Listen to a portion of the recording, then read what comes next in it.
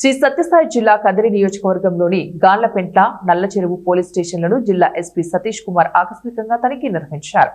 Police స్టేషన్లోని lockup గది, reception counter పరిసరాలను సందర్శించి పోలీస్ స్టేషన్ నిర్వహణ మరియు లాంగ్ పెండింగ్ ఎన్డీపీఎస్ కేసులు రికార్డుల నిర్వహణపై పరిశీలించిన ఎస్పీ కర్ణాటక బార్డర్ ఉన్న కదిరి, మడకశిర ప్రాంతాలలో గంజాయి సరఫరా అవుతున్నట్లు గుర్తించారు.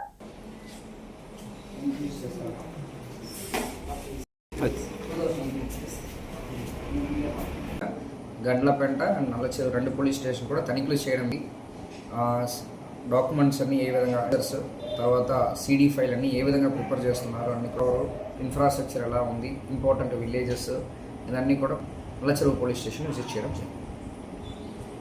గంజా అనేది మన రాష్ట్రంలో honourable CM and honourable DG sir ఆదేశాల మేరకు కల్టివేషన్ ప్రాంతంలో నేను ముందు అక్కడ చేశాను కాబట్టి ఐడియా కూడా ఉంది. ట్రైబల్ ఏరియాస్లో ఉన్న కల్టివేషన్ కూడా ఆల్మోస్ట్ కంప్లీట్గా నిర్మూలించడం జరిగింది. కాకపోయినా పక్కన రాష్ట్రం నుంచి మనకి ఈ తరలిస్తూ అంటే పక్కన రాష్ట్రం నుంచి కల్టివేట్ చేస్తున్న గంజాయి అనేది మన రాష్ట్రం కూడా తరలించడం జరుగుతుంది. ఖచ్చితంగా అక్కడెక్కడ యువతలు దాన్ని కన్స్యూమర్ చేస్తున్నట్టు మనకు కొన్ని కేసెస్ అన్ని డిస్ట్రిక్ట్స్ కూడా రిజిస్టర్ చేస్తున్నాము.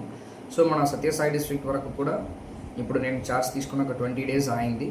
సో కొంచెం కదిరిలో గంజా ఉన్నట్టు కూడా వింటున్నాను. సో గదిరి కానీ, హిందూపూర్ కానీ, కొంచెం మడకశిర వైపు కానీ కొన్ని మనకి బార్డర్ డిస్ట్రిక్ట్స్ కూడా రావడానికి వెళ్ళడానికి ఈజీగా ఉండడం, కర్ణాటక డిస్ట్రిక్ట్ బార్డర్ ఉండడం అనేది కూడా ఒక ఛాలెంజ్.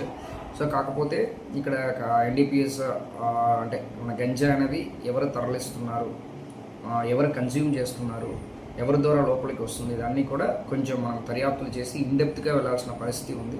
దీంట్లో ఏంటంటే కంటిన్యూస్గా ఎవరెవరు కేసు ఉన్నారో వాళ్ళపైన పీడీ యాక్ట్ పెట్టడానికి కూడా ప్లాన్ చేస్తున్నాము.